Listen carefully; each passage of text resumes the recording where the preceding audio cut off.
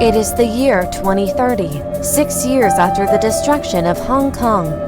During this time period, the Northern Pacific suffered severe oil contamination, causing massive loss of marine life. Antarctica's fauna population is on the brink of eradication due to receding ice sheets, and failed resolutions between Monarch and the UN resulted in the Titans falling under complete military jurisdiction.